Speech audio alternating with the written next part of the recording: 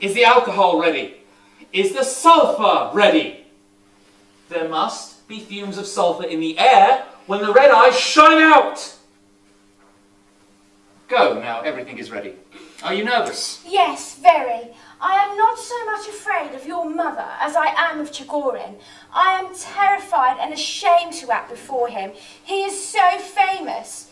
Is he young? Yes. What beautiful stories he writes. I have never read any of them, so I can't say. Your play is very hard to act. There are no living characters in it. Living characters. Life must be represented not as it is, but as it ought to be, as it appears in dreams. There is so little action. It's more like a recitation.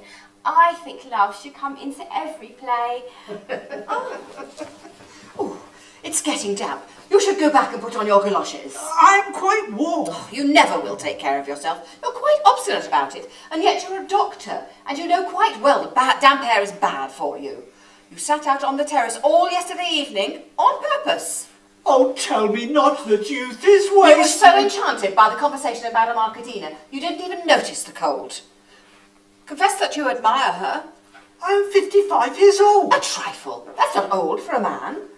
You've kept your looks magnificently, and women still admire you. What are you trying to tell me? You men are all ready to go down on your knees to an actress, all of you.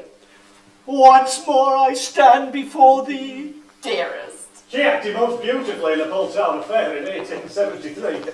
She was really magnificent. But tell me too where Chardin the comedian is now. He was inimitable as Raspuleff, better than Sidovsky. Where is he now?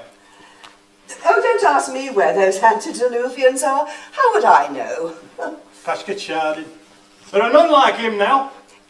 The stage is not what it was in his day. There were sturdy oaks growing on it then, where now but stumps remain. It is quite true. There are few dazzling geniuses these days, but on the other hand, the average of acting is much higher.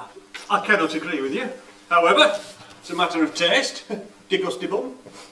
When will the play begin, my dear boy? In a moment, I must ask you to have patience. Oh, my son, thou turn'st mine eyes into my very soul, and there I see such black grained spots as will not leave their tinct. Oh. Attention, ladies and gentlemen. The play is about to begin. I shall commence. O ye time-honoured ancient mists that drive at night across the surface of this lake, blind your eyes with sleep and show us in our dreams that which will be in twice 10,000 years. There won't be anything in twice 10,000 years. Well, then let them now show us that nothingness. Oh, yes, yes, let them. We are asleep.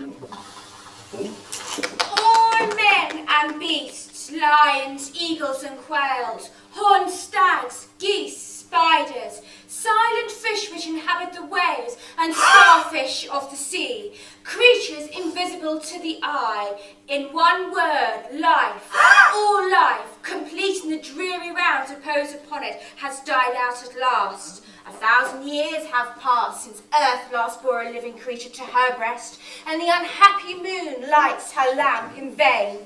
All is cold, cold, all is void, void, all is terrible, terrible. What is this decadent rubbish? Mother! I am alone. Once in 100 years my lips are open, and my voice echoes mournfully across the desert earth, and no one hears. And you, poor lights of the marsh, you do not hear me. You are unconscious, unreasoned, and unwarmed by the breath of life. Satan, Father of eternal matter, has ordered an unceasing movement of the atoms that compose you, and so you shift and change forever. I, the spirit of the universe, I alone am immutable and eternal. Satan, my mighty foe, he advances. I see his dread and lurid eyes.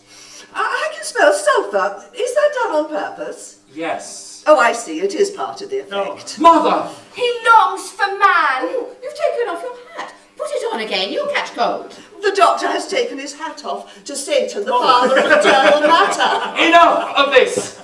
There is an end to the performance. Down with the curtain.